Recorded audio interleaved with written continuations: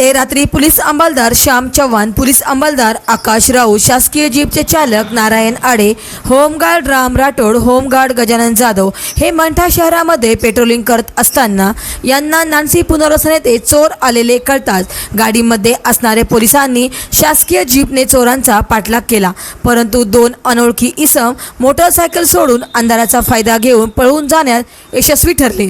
घटनास्थळी एक नग गावठी पिस्तूलसह जिवंत काडतूस व एक पल्सर 220 सीसी लाल काळ्या रंगाची पोलिसांकडून जप्त करण्यात आली। सदर ठिकाणी माननीय पोलीस निरीक्षक निकालजे यांना माहिती देऊन पोलीस उपनिरीक्षक राऊत, पोलीस अंमलदार श्याम गायके, पांडुरंग लिंबाळकर यांनी रात्रीच घटनास्थळी भेट दिली। आरोपी अद्याप पोलिसांच्या हाती लागले नाहीत। सदरील आरोपींवर पोलीस ठाणे मंठा येथे हत्यार प्रतिबंध अधिनियम अन्वये गुन्हा दाखल करण्यात आला असून सदरील गुन्ह्याचा तपास पोलीस उपनिरीक्षक बलभीम राऊत, अंमलदार श्याम गायके हे करत आहेत। महाराष्ट्र वाईब न्यूज प्रतिनिधी गजानन माळकर, मंठा, जिल्हा जालना।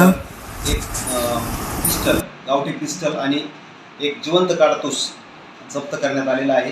पुढील तपास आम्ही स्वतः करत आहोत। सदर आरोपींचा लवकरात लवकर शोध घेऊन पुढील कारवाई करत आहोत।